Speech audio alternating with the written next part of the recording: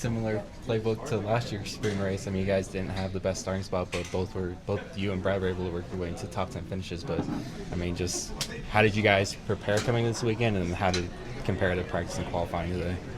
You know what, the so spring race here from a year ago was on our mind, and then the fall race turned out to be completely different, right? And so we had done the tire test last year and showed up to the fall with some ideas to be better in the long run, and that ended up basically being a waste. There was just massive long runs, a bunch of qualifying laps, right? And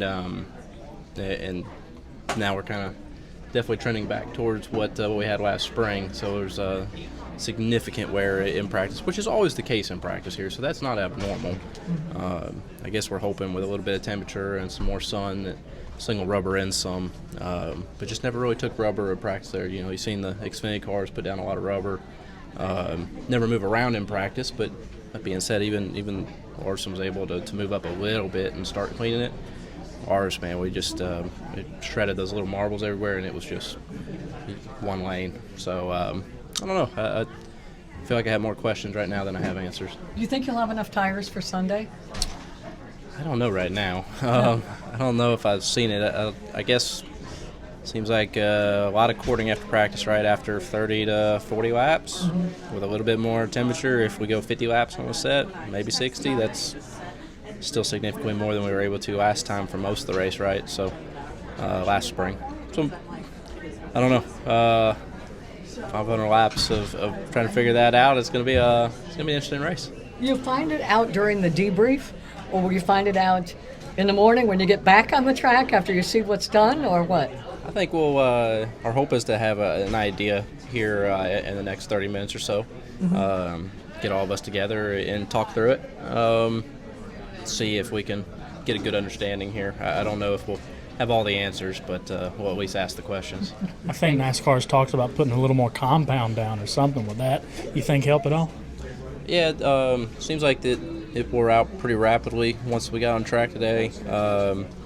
It seems to. I don't have a good reason for it, but other than the fact it just makes the left seem to work a little harder, which takes some of the load off the rights, maybe, or some of the workload off the rights and lets them last a little longer. But I don't know. At some point, we got to get the groove to widen out, and with the marbles like that, it's just treacherous. If it rubbers in, then you can kind of keep pushing it up. But with marbles, the way they were in practice, ended up there by the end, it was extremely narrow. A lot of guys went back to loosen up. How tough is it to find that balance between you want to be tighter, do you want to be looser, especially when the conditions are like this?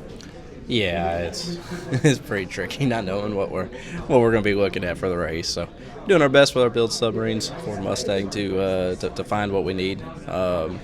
Surely qualifying lap felt better than that, but wasn't great for us. But ultimately, we'll get it going in the right direction from there. My Place Hotels is proud to be the official hotel partner of Frontstretch. With plush beds, in-room kitchens, and pet-friendly hotels, My Place makes for the perfect pit stop when traveling. Frontstretch fans can use promo code FRONTSTRETCH to save 10% on your stay at any of our nationwide properties. Sign up for our Stay Rewarded program to get even more savings. With My Place Hotels, don't just stay rewarded. Jared Haas with Frontstretch.com. Come back soon for more great racing videos. And if you like us, make sure to hit that subscribe button.